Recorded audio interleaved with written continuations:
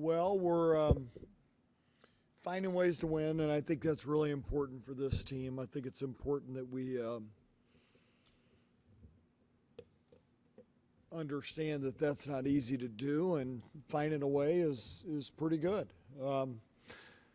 There's a lot we can do better. We know that. There's a lot we can do better. There's a lot that, you can dissect as a coach. But at the end of the day, it's a heck of a play by Zai to Serena to Jay with no timeouts to get that done. That's a heads-up play. It's a really good play to take advantage of, in our game, because you can advance it, most times people have timeouts and take timeouts. Both of us were, so give Central Florida credit for doing to us with no timeouts, and then we answered. So a good play by us, and we're fortunate to walk out of here with a victory, but proud of our group.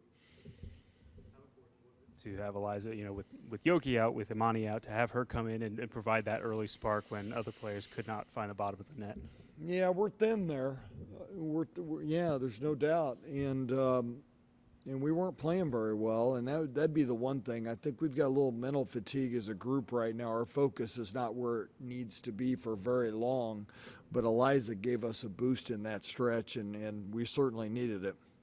When you talk about your focus, is that related to, the sudden news of Yoki being out? Is it you have a double overtime game on the road? It's been a rough couple of weeks. Where do you feel like that comes from? I think it's just the season in general. You just go through a stretch where you have some mental fatigue. I think sometimes it can be other things. It can be class. It can be, but I think it's all bundled up in there, and every team goes through it, and we seem to be in it. And then you have a double overtime game where you fight like crazy, and you've got an opportunistic Central Florida team that has really played well in the last 6 games in the Big 12. So we knew that this was going to be I thought it was going to be a really tough basketball game, with or without Lee and Imani. And then that makes us thin, so we've got to play some zone, and or I at least felt like we needed to get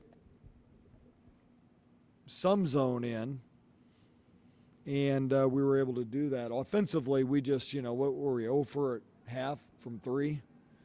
So, there's a lot of times that can be a little bit of fatigue as well. What was the difference for your team between that first quarter and the second quarter? I think defensively we were quicker. We were getting a lot of turnovers in that stretch. Offensively, I thought we were more aggressive at the rim. I thought Eliza was really good, in that stretch, and really took advantage of some transition buckets. But I thought overall Gabby was aggressive in that stretch, and then defensively they were turning it over. We were getting in some gaps and getting into some areas in the zone that I think were giving them some trouble. That first time out you called, it looked like from the Jumbotron feed that you just kind of stood there looking at your team for a little bit before having anything to say to them. What were you seeing in those first 3 minutes, and what was your message to them, and how did you see them respond? It's a good, I don't even remember that timeout. I think that's kind of where we're at. We're talking about doing some things, and then we're going on the floor and not doing them. And we talked about a quick start. We talked about an aggressive start at the rim, and then when our first 3 shots are 17-foot turnaround jumper, three-pointer, a weak move. And there just seems to be a lack of understanding of what an aggressive start looks like at times. And defensively, we talked about doing certain things, and I didn't think we were doing those things. So I just wasn't going to wait very long today, because I'd seen some fatigue coming out of the game the other night, and I felt like that I couldn't let it go any longer without trying to get them energized. And we've heard you talk about with Lee being out, that was kind of an opportunity for your team to grow without her. Do you feel like you've seen your team grow not having her on the court?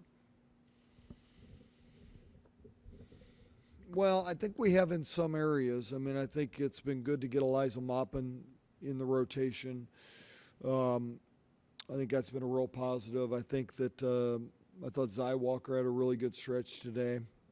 We've been forced to do some things like zone that we hadn't played hardly at all previously. So I think that can be a plus going forward. But I think we're kind of, honestly, I thought we were feeling a little sorry for ourselves. We didn't, one of the things when players are out and they're in that mode of you're not sure if they're going to be able to play or they're going to be able to play, that can hurt you more than a player that you know's out, right? And I think we were feeling a little sorry for ourselves that, they found out late or right around shoot-around time that this was going to be a no-go. And, I just didn't think we responded very well to that. Hey, Coach, good evening. Yeah. And congratulations on your win. Thank you. Any status on Ayoka Lee going forward? Yeah, it's going to be day to day. Like I said, I mean, we didn't know until 10:30 this morning that we probably some rest would do her some good. I think the one thing, we've got bigger things on the horizon, and we need to have our team as healthy as we can be. And unfortunately, she rolled the other ankle and stepped on somebody's heel, and it wasn't even it was a physical game, and that did not occur on a physical play. It occurred on just a play out by the three-point line, and she just stepped on somebody's heel, and she continued to play. And so I think it'll be day to day. I just felt like it was better for her not to go today. You said that Central Florida has been playing well the last 6-7 games. What stood out to you when you were looking at the film preparing for today's game? Well, I think they know who they are better than they did a month ago. They had some transfers. They had some new players come in. They had freshmen getting extended minutes. They'd never played in the Big 12 before. So you're talking about an adjustment all the way around, right? And we caught them early, maybe second or third game of conference. So at that time, I think they just had players kind of feeling what was their identity going to be? Where were the shots going to come from? I think they've done an excellent job, and I think they know that now. They know they're going to get shots. They know that Peterson's going to give them. They can run stuff for Peterson to get good looks, and they can run stuff for Peterson to get other people good looks because she's going to draw a lot of attention. I thought for us today, you look at the numbers, we did a really good job on Nagodu, who had been playing extremely well. I thought we did a good job, for the most part, on Burns. She got off a little bit late. She got that big jumper on the right wing, but I thought we kept Burns at bay. But I just think they know who they are better than they did a month or so ago. Okay. So we're at 5-2 without Yoki in the lineup now in the Big 12. And many of those games were single-digit games. There's got to be a brand of toughness about this team in order for them to be able to persevere and do that. What does that maybe say about the talent and cohesiveness that you've been able to witness in this team to be able to win those tight games without their All-American? I think it says we've got really good competitors. This is a competitive group. They're competitive in – I watch them on the road play cards, competitive there. Come over to my house, are competitive at charades, stupid stuff, right? But, right? And I think we need to be a more physical team. But I do think we're a tough-minded team. But there's a part today that I didn't think we were as physical. But when you're tough-minded and competitive, I think it allows you to win close games. And the fact that we've been able to do it without Lee, we're having to find – I am, as a coach, having to find different people to go to in critical stretches.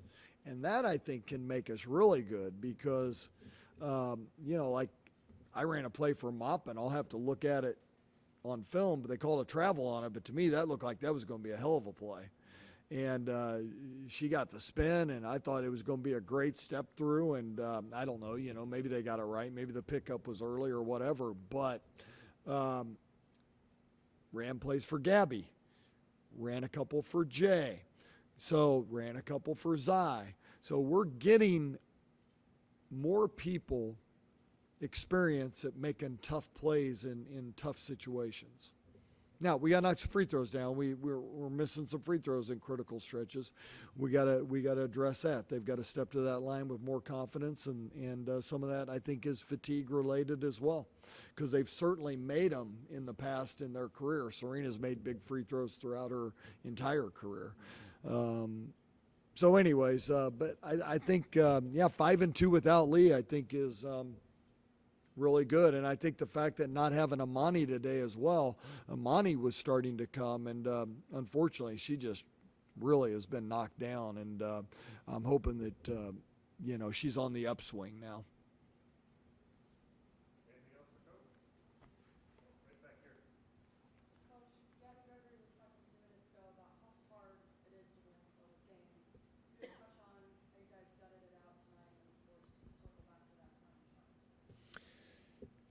Yeah. Well, I think there's a variety of reasons why you win close games. I think, one, your team has a collective will to make the play, and you've got to be able to execute in that stretch. We're getting better in that. That hasn't always, it's been a roller coaster a little bit, but like I said, we've got new players having to play different roles right now. So, I think one of the things about this game that was different is I had to burn timeouts early in this game. They had to make those decisions without us being able to talk to them. So we were, I think, without timeouts with maybe a minute or so to go.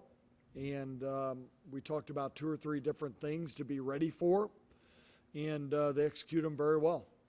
And the last shot that they made, there were 2 things we talked about. One, if we had the lead, we wanted to get in quickly, and we wanted to get it into either Gabby or Serena. And if we didn't have the lead, then they were going to have to run. We call a play fire. Now, that was not fire that we ran at the end. That was just Zai getting it out quick, Serena connecting with Jay. That was it. So those 3 really, stayed the course and made a great play. All right, guys, thank you.